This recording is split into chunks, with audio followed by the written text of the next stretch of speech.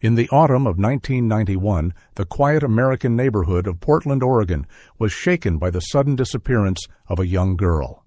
She had vanished in her sleep, her mother returning to find the bed empty and the window wide open.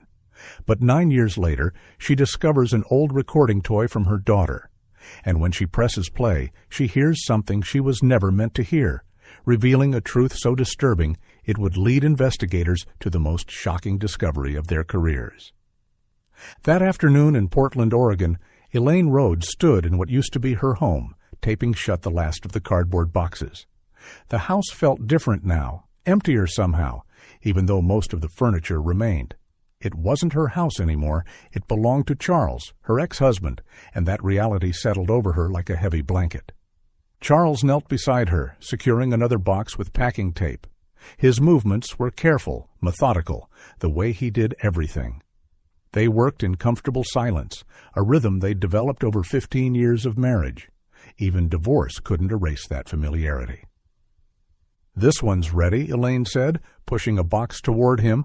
It contained her nursing uniforms, medical texts, and the stethoscope she'd received at graduation. Charles lifted the box easily, his carpenter's arms still strong at 45. "I'll take this one out," he said, heading for the front door.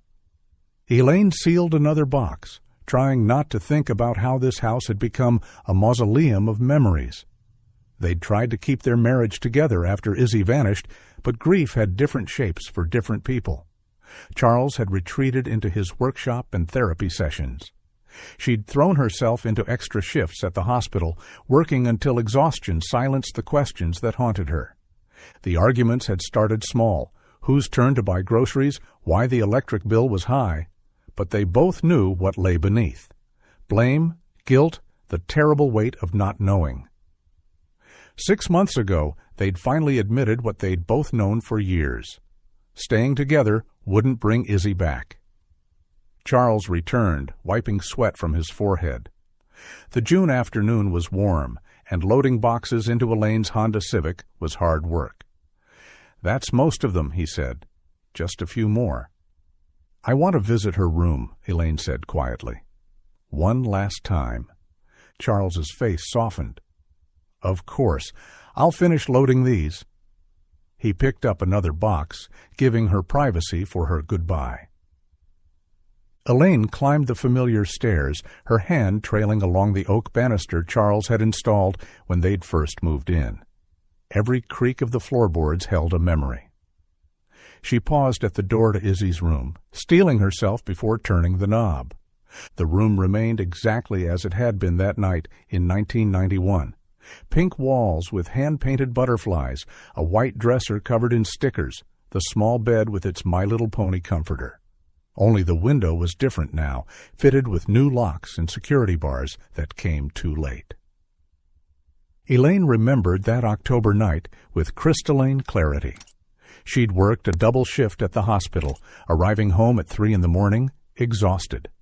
Charles was asleep. She'd checked on Izzy out of habit and found the bed empty, the window open, cool autumn air drifting through the curtains. The police had been thorough at first. Search dogs, helicopters, hundreds of volunteers combing the woods behind their neighborhood. They'd found nothing. No fingerprints, no footprints, no sign of struggle. Just a 5-year-old girl who'd vanished into the night. The case had grown cold despite the initial media attention. The FBI had been involved briefly, but without evidence of interstate trafficking, they'd withdrawn. Local police kept the case open, but had no leads to follow.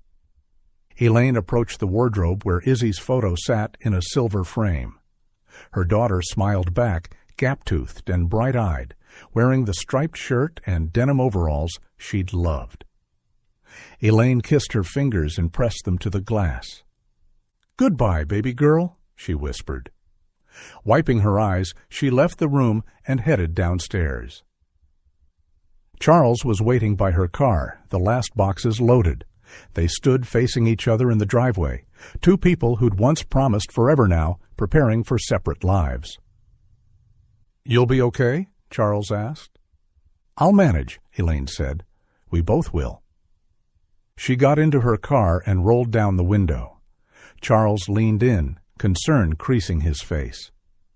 "You sure you want to take all this stuff? Your apartment isn't that big." "If I need more space, I'll rent a storage unit," Elaine replied. "It's not a problem." She paused, softening. "Take care of yourself, Charles. We'll see each other around." "Yeah," he said, stepping back. "Drive safe." The 15-minute drive to her new apartment felt like crossing into another life. The building was a modest complex near the hospital, convenient for her night shifts. She'd rented a 2-bedroom on the 2nd floor, one room for her, one for storage. Moving the boxes took hours. The building's wheeled cart helped, but she still had to make multiple trips. Her new neighbors watched curiously, but didn't offer help. That was fine. She wasn't ready for new relationships. By evening, cardboard towers filled her living room.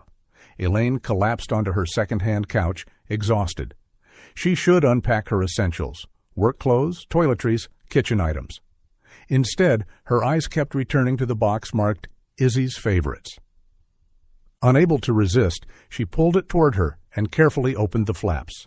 Charles had packed it while she dealt with paperwork. She'd asked him to include things Izzy had loved most. Perched on top was a purple owl plush toy, joined by Izzy's favorite unicorn and a collection of other dolls. Beneath them lay neatly folded dresses and pajamas, still carrying the faint scent of childhood, Johnson's baby shampoo and graham crackers. Scattered below were well-loved books with bent corners. Corduroy, Where the Wild Things Are, The Velveteen Rabbit. Then Elaine saw it, the red and white cassette recorder. Not the expensive Fisher-Price model Izzy had wanted for her 5th birthday, but a generic version from Toys Plus. They'd been saving for a new water heater that year. The compromise had seemed reasonable then. Elaine lifted the toy, surprised by its weight. The batteries were probably long dead. She found the battery compartment and discovered they'd leaked slightly, leaving crusty residue. After cleaning the contacts with a tissue, she inserted fresh AAs from her junk drawer. The play button clicked down with a familiar mechanical sound. Static filled the air, then a small voice emerged. "Testing, testing! This is Isabella Marie Rhodes, and I'm 5 years old." Elaine's heart clenched. She hadn't heard her daughter's voice in 9 years. Tears ran down her cheeks as Izzy continued chattering about her day, her friends at preschool, the butterfly she'd seen in the garden. Then the recording shifted. Background noises, movement. Charles's voice, distant but clear. "Izzy, come to the princess room when you're done. Remember what I promised? Once we're finished, we'll go to Toys R Us for that new My Little Pony." Elaine frowned. "Princess room?" She rewound and played it again. Charles's tone was different than usual, cajoling, almost wheedling. And Izzy hadn't been particularly interested in princesses. She'd preferred animals, dragons, unicorns, puppies. Maybe Charles had been trying to redirect her interests? Parents did that sometimes, encouraging children toward different toys. The promised My Little Pony made sense as a bribe for good behavior. Elaine searched through the box but found no pony figurines. Perhaps they were in another box, or Charles had kept them. Some toys had been too painful to pack. She replayed the recording, listening intently to each word. Princess room. A strange phrase. Charles had never referred to Izzy's bedroom that way. Was it part of a game they played? A special nickname that had slipped her memory? After all, Charles had spent more of the daytime hours with Izzy. She set the recorder aside and began unpacking her personal belongings. Hours passed as she arranged her life into new spaces. Dishes in unfamiliar cabinets, clothes in a smaller closet, photos on different walls. When she opened her filing cabinet to organize important papers, she realized something was missing. Her nursing license renewal documents weren't there. She checked every folder twice, then searched the boxes labeled with her name. Nothing. The clock showed 8:30 p.m. Her shift started at 10. Without those documents, she couldn't prove her credentials were current. The hospital administration was strict about paperwork. She dialed Charles's number from her new phone. He answered on the third ring. "Elaine, everything okay?" "I can't find my nursing license documents," she said. "I think I left them at the house. Would it be all right if I came by to look?" "Oh," a pause. "I just left for my grief group therapy session. Won't be back until late." Elaine glanced outside. The sun was setting, painting the sky orange and pink. "I really need them for my shift tonight. Could I use my key?" "Of course," Charles said. "You know where everything is. Just lock up when you leave." "Thanks. I appreciate it." "No problem. Good luck tonight." Elaine hung up and grabbed her keys. The familiar weight of the house key felt strange now, a remnant of her old life she should probably return soon. She left the unpacked boxes scattered across her living room and headed for her car. Elaine pulled into the familiar driveway 15 minutes later. The house stood dark against the evening sky, windows reflecting the last rays of sunset. Strange how quickly a home could become just a building. She let herself in through the front door, flipping on lights as she moved through the house. Everything remained exactly where she'd left it hours ago, but the emptiness felt more pronounced now. The bedroom, Charles's bedroom now, she reminded herself, was at the end of the hall. She pushed open the door and switched on the overhead light. The queen bed they'd shared for 15 years looked strange with only one pillow. Charles had already removed traces of her presence. No jewelry dish on the dresser, no romance novels on the nightstand. The filing cabinet stood in the corner where it had always been. She opened the second drawer and found the manila folder marked Medical Licenses, exactly where she'd kept it. The documents were all there. Her original license, renewal forms, continuing education certificates. Relief washed over her. At least this wouldn't affect her work. She tucked the folder under her arm and did a quick scan of the room. Nothing else seemed forgotten. As she turned to leave, the cassette recorder's words echoed in her mind. "Princess room!" The phrase nagged at her, a puzzle piece that didn't fit. She found herself climbing the stairs to Izzy's room again. The door creaked as she entered. Without the clutter of toys and clothes she'd packed earlier, the room looked larger, sadder. She walked slowly around the perimeter, running her fingers along the walls, half expecting to find some princess decoration she'd forgotten. Nothing. No castles, tiaras, or fairy tale imagery. She opened the closet door. Empty hangers clinked together in the slight breeze from her movement. The wardrobe stood against the far wall. When she approached it, the old piece shifted slightly, tilting toward her. Without the weight of clothes inside, its structural problems were obvious. The left front foot didn't touch the floor properly. She examined the gap, noticing how the wooden floorboards had warped underneath. The room had been closed up so often since Izzy's disappearance, moisture had probably accumulated. Portland's damp climate was hard on old houses. The wardrobe wobbled when she tried to steady it. One good shove might topple it completely. She couldn't leave it like this. If it fell in the night, Charles might think someone had broken in. The last thing he needed was that kind of scare. She checked her watch. 7:30 p.m. Harrison's Hardware stayed open until 8. She could grab some wooden shims to level it out, do a quick fix before her shift. The phone rang downstairs, sharp in the quiet house. Elaine hurried down, instinctively moving to answer it. Her hand was on the receiver when she stopped. This wasn't her house anymore. Charles deserved privacy. Whatever calls came here were no longer her business. She gathered her folder and purse, switching off lights as she moved toward the door. The phone stopped ringing. After a pause, the answering machine clicked on. Charles's recorded voice said, "You've reached the Rhodes residence. Please leave a message." A woman's voice filled the room, warm but concerned. "Charles, this is Mrs. Jansen from Group. I need you to call me back as soon as possible.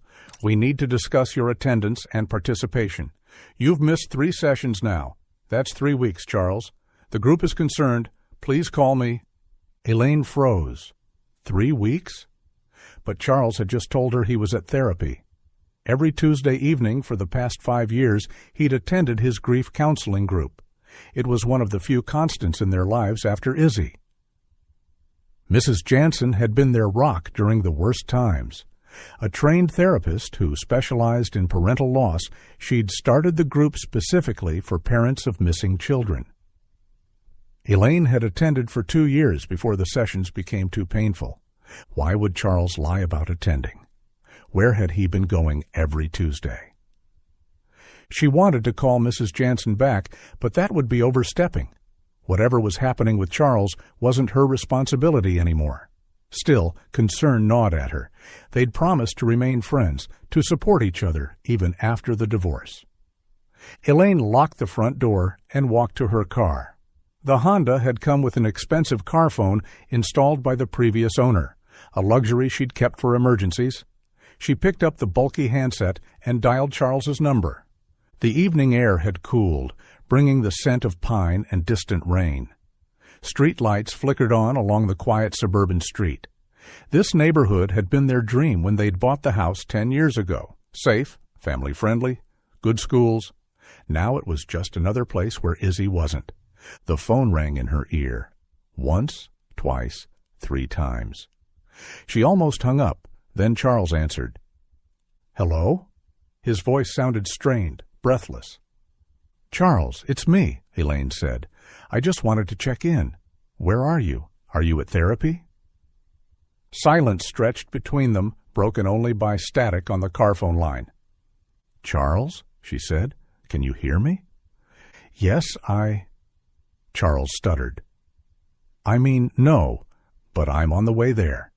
His words tumbled out quickly. "I went to pick up Matthew. You know he lives quite far from here, but we plan to attend the session together. I'll be 15 minutes late. Why do you ask?" Something in his voice didn't sound right. Elaine had heard Charles lie before, white lies about surprise parties, small fibs to spare someone's feelings. This had the same quality, words coming too fast, explanations too detailed. "I didn't mean to probe," Elaine said carefully. "When I was at your house getting my documents, a call came in. It went to voicemail. Mrs. Jansen." "Ah, yes." Charles laughed, but it sounded forced. "I know she doesn't like it when anyone's late to group therapy meetings. I've been late to several meetings, so maybe she wanted to talk to me about that." Late was different from absent.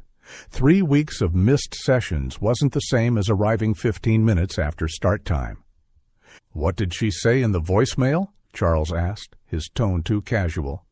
Elaine hesitated. Part of her wanted to confront him directly, but what was the point? They were divorced. His choices were his own now. "Nothing specific," she said. "Just wanted you to call back. It's not a big deal." "Right. Well, I should get going. Matthew's waiting." "Sure. Drive safe." "You too. Bye, Elaine."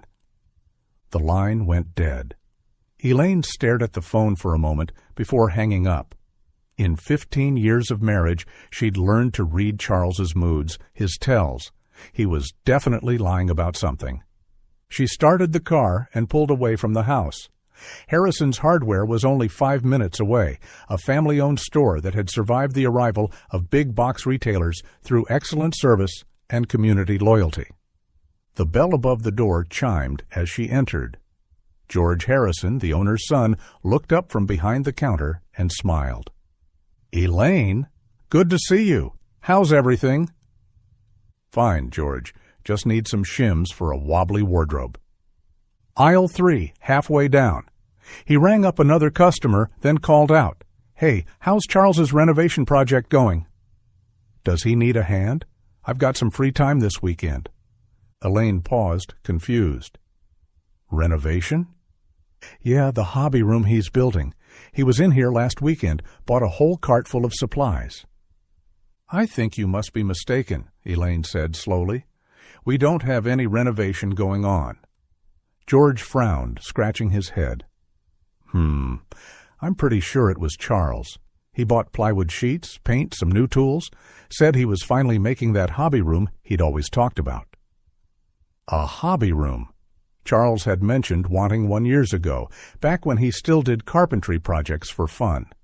But after Izzy disappeared, he'd lost interest in his hobbies. "Well," Elaine said, forcing a smile, "I'll ask him about it. Thanks for the information." "No problem. The shims are right where I said—" Elaine found what she needed quickly, paid for her purchase, and headed back to her car. The hardware store bag crinkled as she set it on the passenger seat. A renovation project she knew nothing about. Missed therapy sessions. Lies about where he was tonight. The pieces didn't fit together, but Elaine couldn't see the whole picture yet. Maybe Charles was just going through a difficult time with the divorce. People handled grief and change differently. He might have thrown himself into a project to cope, been too embarrassed to admit he'd stopped therapy. She checked the dashboard clock. 8:05 p.m. If she hurried, she could fix the wardrobe and still make it to her shift on time. The evening had taken on a surreal quality. This morning she'd been married, living in this neighborhood. Now she was a visitor in her own life, discovering secrets in a house that had once held no mysteries. She turned the key in the ignition and drove back toward Charles's house, unaware that each mile brought her closer to answers she wasn't prepared to find. Elaine pulled into Charles's driveway for the second time that evening. The hardware store bag rustled as she gathered it along with her purse. She'd make this quick, fix the wardrobe, leave for her shift. George's words about the renovation played in her mind. Maybe Charles really was returning to his old hobbies. During their courtship, he'd spent weekends crafting beautiful wooden figurines, owls, foxes, little bears with intricate details. His hands had been so gentle and precise, coaxing life from raw wood. Her key turned easily in the lock. The house sat in darkness, except for the porch light she'd left on. She flipped the switch in the entryway and headed for the stairs. Halfway up, she noticed light spilling from under Charles's office door. Strange. She'd turned off all the lights earlier. "Charles," she called, "are you home?" No answer, but she heard movement. Footsteps, the scrape of furniture. She reached the second-floor landing. The footsteps grew louder, more frantic. Papers rustled. A drawer slammed. "Charles," she called again, "is everything okay?" Still no response. Unease prickled along her spine.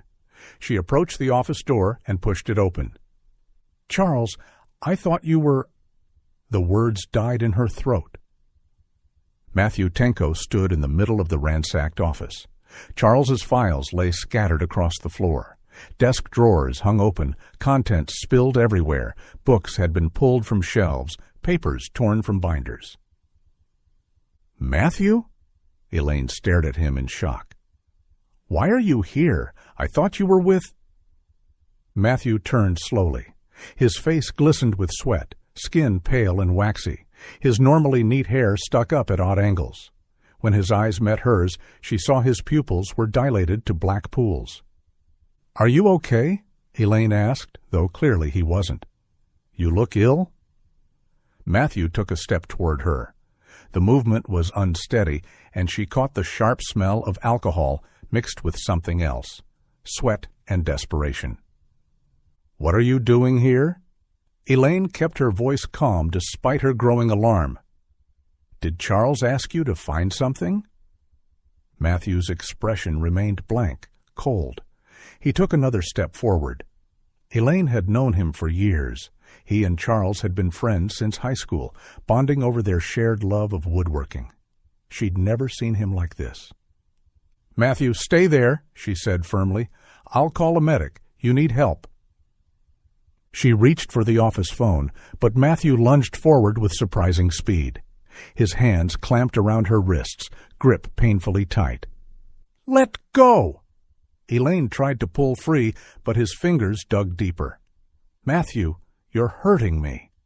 She shoved hard, breaking his hold. Stumbling backward out of the office, she grabbed the door handle, trying to pull it closed between them.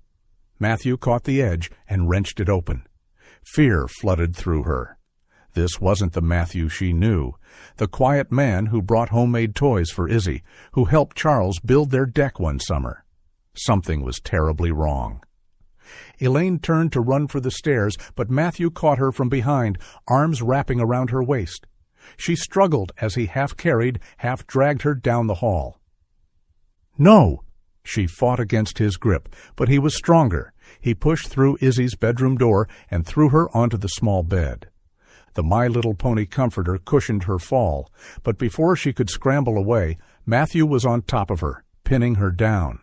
His breath reeked of whiskey as his hands reached for her. "Matthew, please," Elaine begged, trying to push him off. "Don't do this. You have a wife and child at home. Think about them." He didn't respond, didn't seem to hear her. His face remained eerily expressionless as he grabbed at her clothes. Elaine's hand found Izzy's ceramic nightlight on the bedside table, a pink elephant she'd bought years ago. She swung it hard, connecting with Matthew's temple. "I'm sorry I have to do this." He grunted and rolled sideways, hand going to his head. Elaine scrambled off the bed and ran for the door, but Matthew recovered quickly. He grabbed her arm and spun her around, slamming her back against the wardrobe. The impact knocked the breath from her lungs. She fell to her knees as the wardrobe teetered, its already unstable base giving way. The heavy piece toppled forward with a tremendous crash. Wood splintered, the floor beneath cracked and gave way, revealing a hidden cavity. As dust settled, Elaine saw cardboard boxes in the hole, dozens of them, filled with VHS cassettes and VCDs. Matthew's entire demeanor changed. His face lit up with a disturbing grin. "This is what I was looking for." He dropped to his knees and began grabbing tapes, shoving them into his arms. Elaine, still dazed from the impact, watched in confusion. What were these? Why were they hidden under the floor? "Stop!" She lunged for Matthew, trying to prevent him from taking whatever these were. Her hands knocked several cassettes from his grip, and they clattered across the floor. Matthew cursed and gathered what he could carry, clutching the tapes to his chest. He pushed past Elaine and ran from the room, footsteps thundering down the stairs. "I'm calling the police!" Elaine shouted after him, her voice shaky but determined. She heard the front door slam. Through the window, she watched Matthew stumble down the driveway, still clutching his stolen prizes. He didn't look back, didn't seem to care about her threat. Whatever was on those tapes was worth the risk to him. Elaine slumped against the wall, heart racing. Her wrists throbbed where Matthew had grabbed her. Her back ached from hitting the wardrobe. But mostly she felt confusion and growing dread. What had just happened? Why had Matthew broken into Charles's house? What was on those tapes that made them worth assaulting her? She looked at the broken floor, at the boxes of tapes still visible in the hidden compartment. Whatever secrets they held, Matthew had only taken a fraction. The rest remained, waiting to reveal their contents. With trembling hands, she reached for the nearest cassette. The label read simply, "Princess Room Volume, 47 inches. The same phrase from Izzy's tape recorder. But now it carried a weight of menace she couldn't quite understand. Elaine struggled to her feet. She needed to call the police. Now Elaine's hand shook as she dialed 911. The phone felt impossibly heavy. When the dispatcher answered, her voice came out in a rush. "I need police at 4728 Elm Street. A man just attacked me. He broke into the house and he took things. His name is Matthew Tenko." The dispatcher asked calm questions. Elaine answered mechanically, her eyes fixed on the hole in Izzy's bedroom floor. "Police are on their way," the dispatcher assured her. "Stay on the line until they arrive." While waiting, Elaine couldn't resist examining the cassettes Matthew had dropped in his haste. She picked them up carefully, reading each label. Princess Room Volume, 23 inches. Princess Room Volume, 89 inches. Princess Room Volume, 256 inches. Her stomach churned. How many were there? She peered into the hidden compartment and saw rows of boxes, each containing dozens of tapes and discs, hundreds in total, all labeled with the same cryptic title. Sirens wailed in the distance, growing louder. Through the window, she saw 2 patrol cars pull up, lights flashing red and blue against the darkening sky. "Ma'am?" A uniformed officer appeared in the doorway, hand resting on his weapon.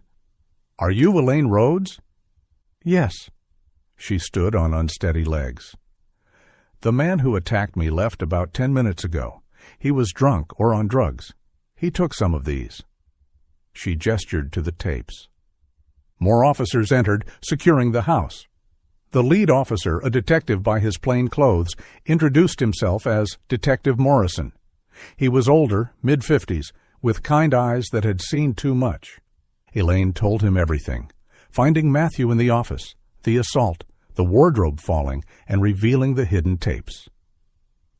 Morrison listened carefully, taking notes. "You said his name is Matthew Tenko?" Morrison asked. "Yes, he's my ex-husband's best friend. They've known each other since high school." She paused. "I should call Charles. He needs to know what happened." Morrison nodded. "Good idea. We'll want to speak with him too." Elaine dialed Charles's number, the detective standing nearby. The phone rang several times before Charles answered. "Elaine?" His voice was sharp with irritation. "Why do you keep calling me?" "Charles, where are you?" "I told you, I'm with Matthew at therapy. What is this about?" Elaine felt her heart sink. Another lie. "Charles, Matthew was just here, at your house. He attacked me. The police are here now."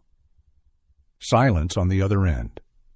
"They want to talk to you," Elaine continued. She held out the phone to Morrison. "He wants to speak with you." Morrison took the phone. "Mr. Rhodes, this is Detective Morrison.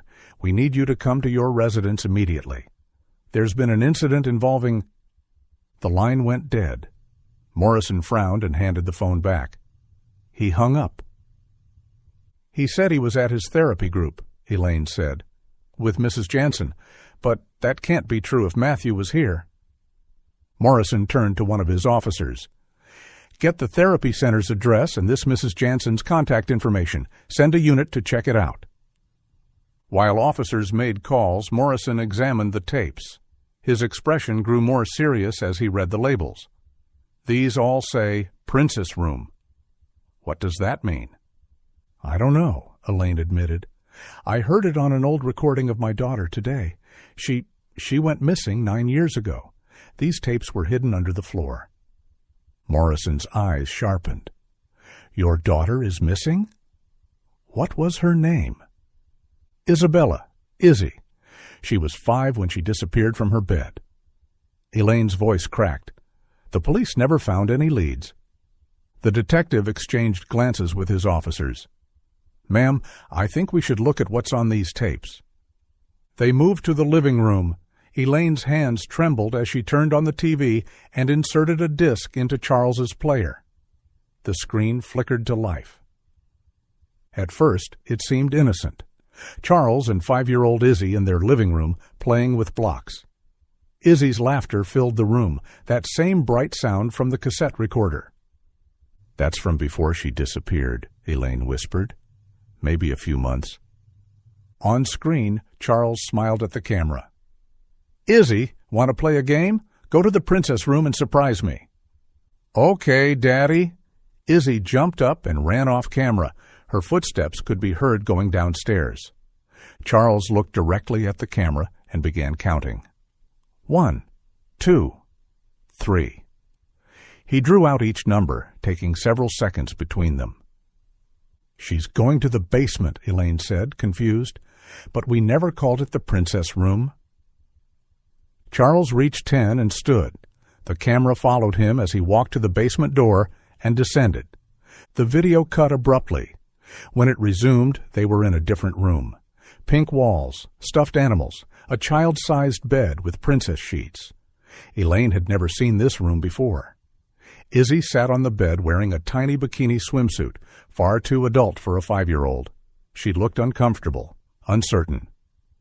"Now, pose for Daddy," Charles's voice came from behind the camera. What followed made Elaine's blood run cold. Charles entered the frame and sat beside Izzy. His hands moved to touch her in ways no father should touch his child. Izzy's face showed confusion, discomfort. "Stop!" Elaine cried out. "Turn it off!" Morrison paused the video immediately. Elaine collapsed onto the couch, sobbing. Her whole world had shattered in seconds. The man she'd loved, trusted, shared a life with. He was a monster. "I never knew," she gasped between sobs. "I never saw that room. Oh, God, my baby." Morrison sat beside her, his voice gentle but urgent. "Mrs. Rhodes, I need you to think. Could your daughter still be in this house? In the basement?" Elaine's head snapped up. The possibility hadn't occurred to her. "The basement? It's always locked. Charles has the only key. He said it was for safety, to keep his tools secure." An officer approached. "Detective, I spoke with Mrs. Jansen. Charles Rhodes hasn't attended therapy in 3 weeks. He's not there tonight." Morrison stood. "That's probable cause. We're going into that basement." He turned to his officers. "Get the breaching tools from the car. We're going through that door." "Yes," Elaine said firmly, wiping her tears. "Do it. If there's any chance she's—" She couldn't finish the sentence. 9 years? Could Izzy have been in the basement for 9 years? Officers returned with heavy tools, a battering ram, and crowbars. They moved toward the basement door, a solid oak barrier that had always seemed excessive for an interior door. "Stand back, ma'am," Morrison instructed. Elaine pressed against the far wall, heart pounding. After all these years of not knowing, of grieving, of slowly accepting that Izzy was gone forever, could the answer have been beneath her feet all along? The first blow from the battering ram shook the entire wall. The door held firm. Charles had reinforced it, she realized, made it stronger than necessary. Another piece of the horrible puzzle falling into place. "Again!" Morrison ordered. The second impact cracked the frame. The third sent splinters flying. On the fourth blow, the door gave way with a tremendous crash. The basement door gave way with a final crash, revealing wooden stairs descending into darkness. An officer found the light switch and flipped it on. Fluorescent bulbs hummed to life, illuminating a surprisingly organized space. Morrison led the way down, weapon drawn, followed by 3 officers. Elaine waited at the top of the stairs until Morrison called, "Clear. You can come down." The basement looked exactly as Elaine remembered. Charles's workbench stood against one wall, tools hanging in neat rows. Shelves held labeled boxes of screws, nails, and hardware. A washer and dryer occupied one corner. Everything in perfect order. "My husband is very organized," Elaine said, her voice echoing slightly. "He works down here sometimes, building things. It's not entirely abandoned." Morrison nodded, but his expression remained skeptical. "Check everything. There's got to be a hidden entrance somewhere." Officers spread out, examining every wall, every corner. They knocked on surfaces, listening for hollow sounds. They checked for fresh paint that might hide new construction, different materials that didn't match, unusual marks on the concrete floor. Upstairs, Elaine could hear other officers going through the videos, searching for clues about the hidden room's location. Occasionally, someone would curse or make a sound of disgust. She didn't want to know what they were seeing. "The hardware store clerk mentioned renovation supplies," Elaine told Morrison. "Said Charles bought materials for some project." "Do you have the house's original blueprints?" Morrison asked. "Building plans?" "I haven't seen them in years. Charles would know where they are, but—" She trailed off. Charles wasn't going to help them. The search continued methodically. Officers pushed aside storage boxes, moved furniture, checked behind the water heater. 20 minutes passed with no success. Elaine found herself on her hands and knees, peering under the workbench. If Charles had hidden something, he'd done it well. She moved to check under the washing machine, angling her head to see into the narrow gap. Something caught the light, a thin edge that gleamed differently than the concrete floor. "Detective!" she called.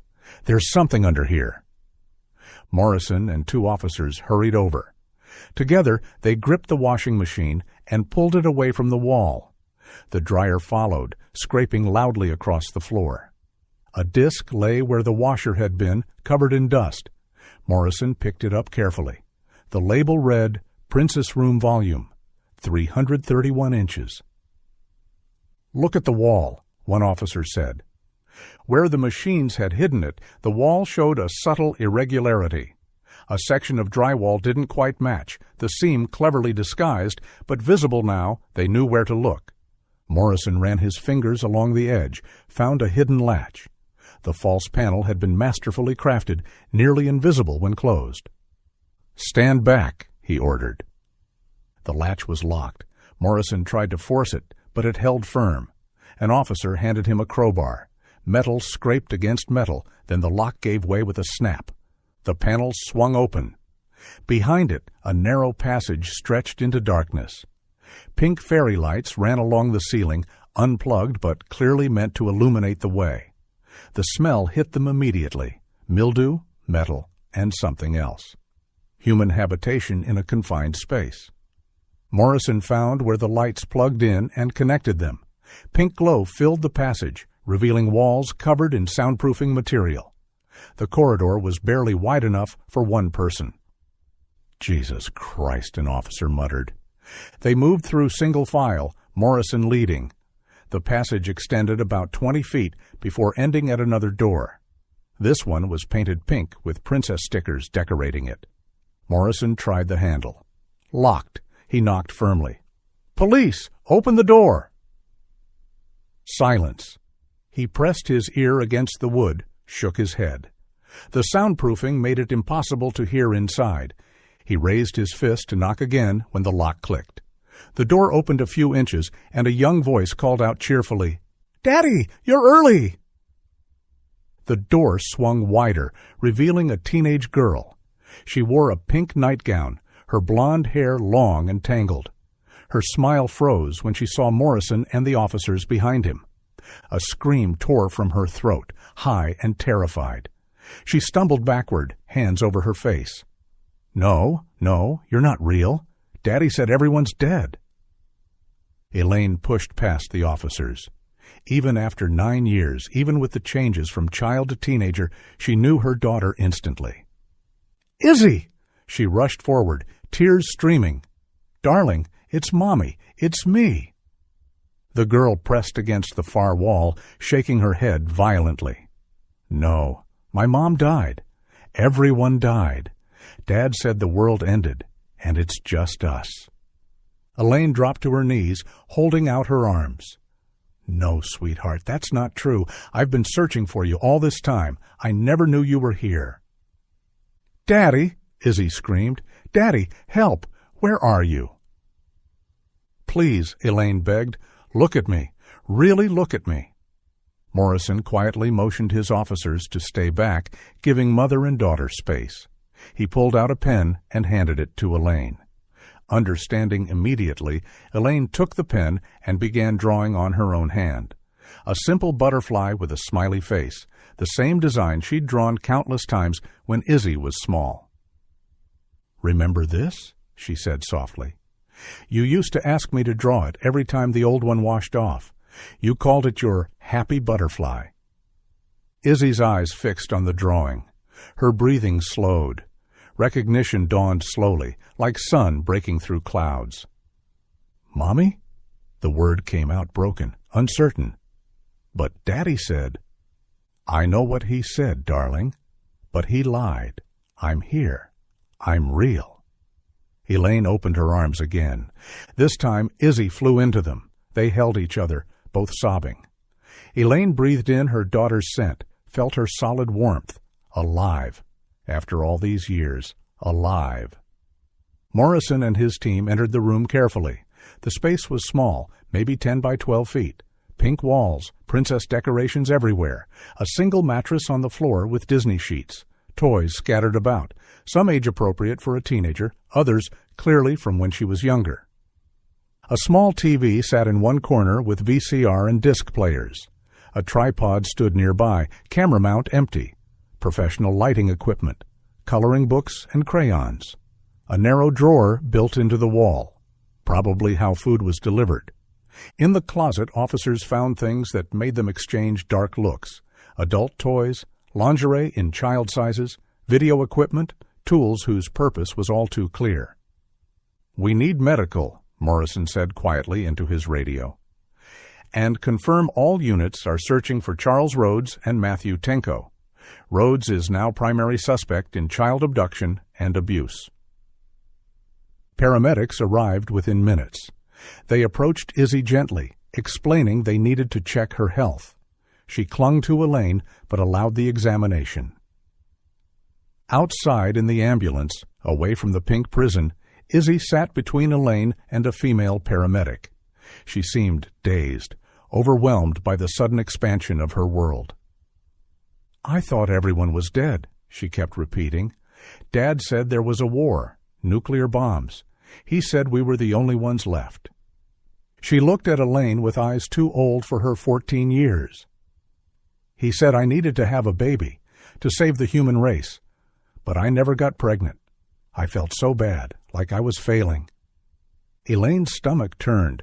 She forced her voice to stay calm. "Sweetheart, have you gotten your period yet?" "Yes, 2 years ago. Dad was so happy. He said now we could really start our new world." The paramedic made notes, her face carefully neutral. "Izzy, do you have any pain? Any itching or discomfort anywhere?" "No." Izzy seemed puzzled by the question. "Why is everyone so scared? Dad lied, I know, but he always loved me. He said what we did was beautiful, that I was meant for him." Elaine bit back a sob. 9 years of grooming, manipulation, abuse disguised as love. Her baby girl had no concept of how wrong it all was. She took Izzy's hands gently. "Sweetheart, what your father did wasn't right. Adults shouldn't do those things with children. That kind of intimacy is only for grown-ups who choose each other, like husbands and wives." "But I love Daddy," Izzy protested, confusion clear in her voice. "I know you do, but there are different kinds of love. The love between a parent and child is supposed to be protective, safe. What he did, that wasn't love, baby. It was wrong." Izzy fell silent, processing this new information. The paramedic finished her initial examination. "She appears stable," she told Elaine quietly. "But she'll need a full examination at the hospital. Given the circumstances." Elaine nodded. She understood. They needed to check for pregnancy, diseases, physical damage, the full horror of what her daughter had endured. Morrison approached the ambulance. "We need to take you both to the station for statements. The medical team says it's not an emergency, so we can do that first if you're willing." Elaine looked at Izzy, who seemed lost in thought. "Yes, let's get this done." As they prepared to leave, Elaine realized the twisted logic of Charles's plan. The arguments, the push for divorce. He'd wanted freedom to live his sick fantasy without interference. He'd kept their daughter prisoner while Elaine slept upstairs, worked her shifts, lived her life believing Izzy was gone. The pink fairy lights still glowed in the basement as they left, marking the path to a nightmare that had lasted 3,285 days. 9 years of a child's life, stolen, twisted, corrupted. As they stepped outside, Morrison opened the back door of the patrol car. "Mrs. Rhodes, Isabella, please get in. We need to take you to the station." Elaine helped Izzy into the back seat, following close behind. The girl pressed against her mother, still bewildered by the sudden change in her world. The medical team had cleared them for transport, though Izzy would need comprehensive examinations later. Officer Chen sat in the driver's seat, adjusting his radio. Static crackled before voices came through clearly. "Unit 12, we've apprehended Charles Rhodes and Matthew Tenko at 3542 Riverside Drive. 6 additional suspects in custody, requesting transport van." Morrison leaned forward. "That's them. Chen, what's the location?" "Riverside Drive is on our route to the station, sir, about 5 minutes from here." Make a quick stop. I want to see the scene. As they drove through the quiet Portland streets, Elaine held Izzy close. The girl hadn't spoken much since leaving the basement, occasionally asking where her father was, when he'd come back. Each question broke Elaine's heart a little more. The radio continued its chatter. Be advised, evidence of child exploitation material found on scene. CSU requested. Elaine covered Izzy's ears, though the girl seemed lost in her own thoughts. The reality of what Charles had done, what he'd put their daughter through, made her physically ill. They turned onto Riverside Drive, a tree-lined residential street with modest two-story homes. Police cars blocked the road, lights flashing. A crowd of neighbors had gathered on the sidewalk, craning to see what was happening. Stay in the car, Morrison instructed as they parked. I'll just be a moment. Through the window, Elaine could see everything. 8 men stood handcuffed near a police van. Charles was among them, his head down, shoulders slumped. Matthew stood beside him, swaying slightly, clearly still intoxicated. The other 6 men ranged in age from 30s to 60s. Some looked defiant, others terrified.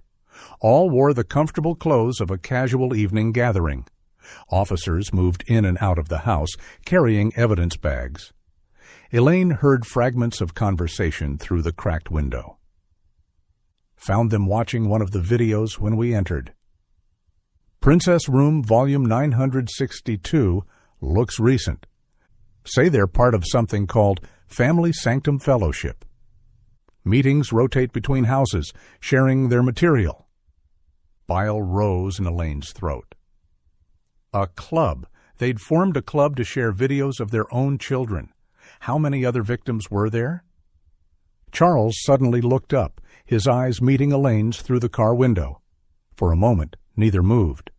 Then his lips curved into something that might have been a smile.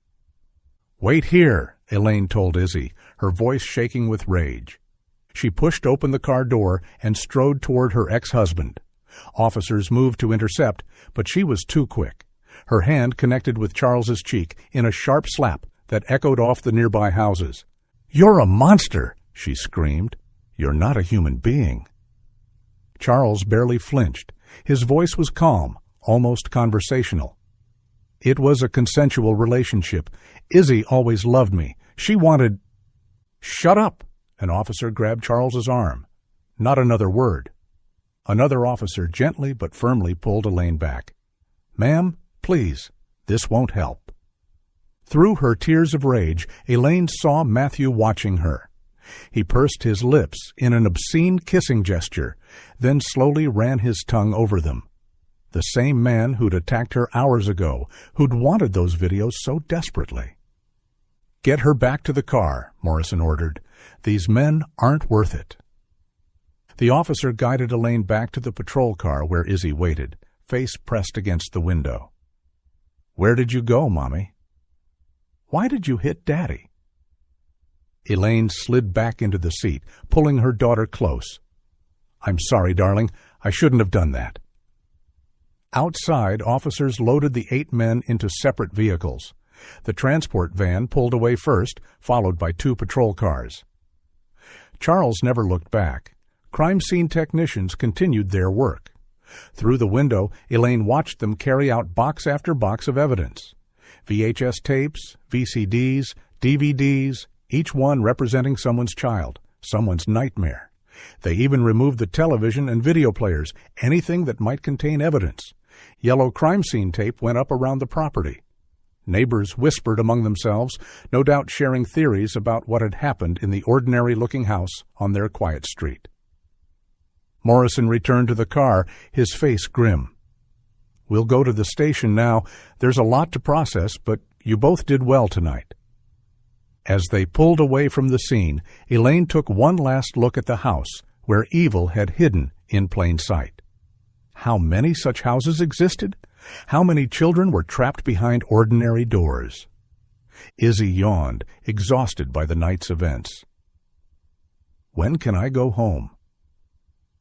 Elaine stroked her daughter's hair, now long and tangled after years without proper care. "Soon, sweetheart. We'll get you home. A safe one." The police station lights appeared ahead, a beacon in the darkness. Somewhere behind them, Charles and his associates were being processed, their crimes finally exposed. But for Elaine and Izzy, the real journey was just beginning. The long road to healing from wounds that ran deeper than anyone could imagine. Morrison spoke quietly to Chen as they drove. "Make sure Family Services has someone ready. This is going to be a long night." The police station bustled with activity as they entered. Through a window into the booking area, Elaine caught glimpses of the 8 men being processed. Fingerprints, photographs, personal belongings catalogued. Charles stood with his back straight, expression blank, as if this were just another ordinary evening. A woman in a gray suit approached them. "I'm Sarah Martinez from Child Protective Services. I'll be staying with Isabella while you give your statement." Izzy gripped Elaine's hand tighter. "I want to stay with my mom." "I know, sweetheart," Sarah said gently. "But we need to talk to you both separately, just for a little while. Your mom will be right down the hall." Elaine knelt and hugged her daughter. "It's okay. These people want to help us. I'll see you soon." Morrison led Elaine to a small interview room. The walls were beige, the furniture basic but clean. A video camera in the corner recorded everything. "Take your time," Morrison said, settling across from her. "Tell me everything from the beginning." Elaine spoke for nearly an hour. Their marriage, Izzy's birth, the night she disappeared, the years of searching, grief, the slow dissolution of their relationship, the divorce, finding the tape recorder, the evening's revelations. Morrison took notes, asking clarifying questions, but mostly letting her talk. When she finished, Elaine felt drained. What happens now? What did Charles do to our daughter? Morrison's face was sympathetic. "I need to warn you. What you're about to hear is disturbing, but you have a right to know." He stood. "Follow me." They walked down a corridor to another room with a large window overlooking an interrogation room. Charles sat at a metal table, hands cuffed in front of him. 2 detectives sat across from him. "The glass is one way," Morrison explained. "He can't see us. He's been talking for the past 20 minutes. Through speakers, Charles's voice filled the observation room. He spoke calmly, almost proudly, as if describing a successful business venture. "I took her that night," Charles said. "October 15th, 1991. Elaine was working her night shift. I carried Izzy downstairs to the princess room I'd finished building. She was sleeping, didn't even wake up." One detective leaned forward. "And the window?" "I opened it, made it look like an abduction. Everyone bought it." He actually smiled.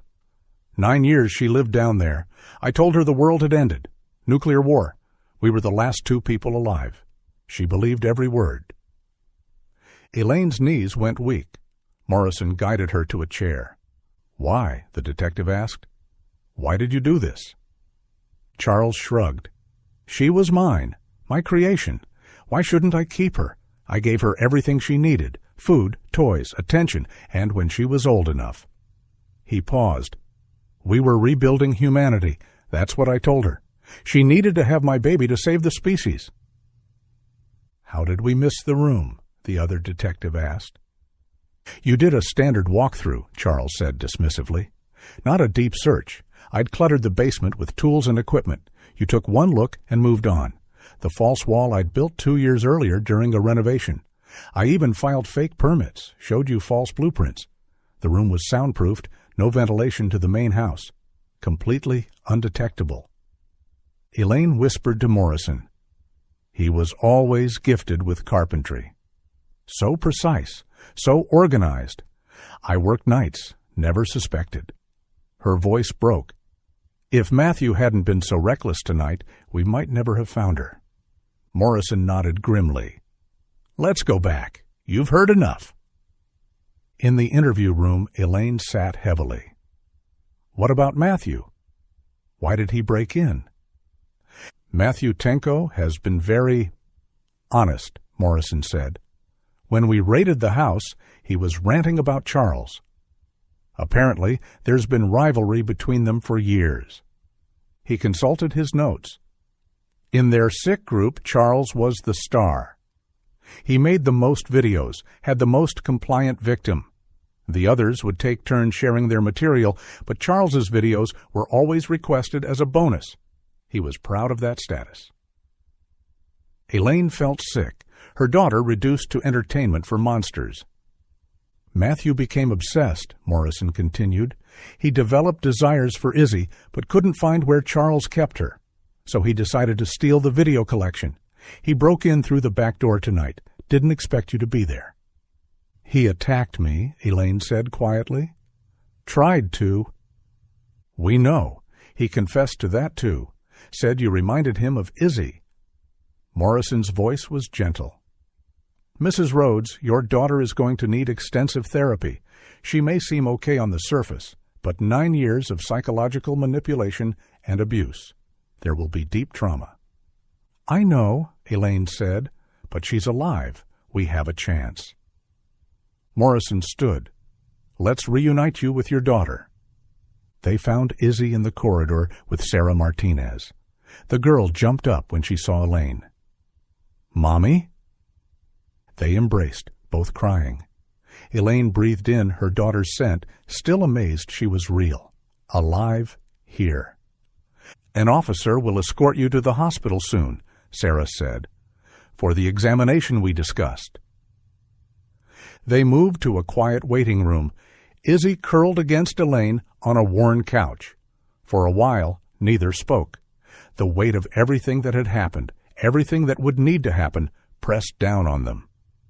Then Izzy began to cry, not the confused tears from earlier, but deep, wrenching sobs. The officer told me everything, and I think they were right. Dad lied to me, she gasped, about everything. The world didn't end. You weren't dead. All those years. She looked up at Elaine with devastated eyes. Why did he do that to me?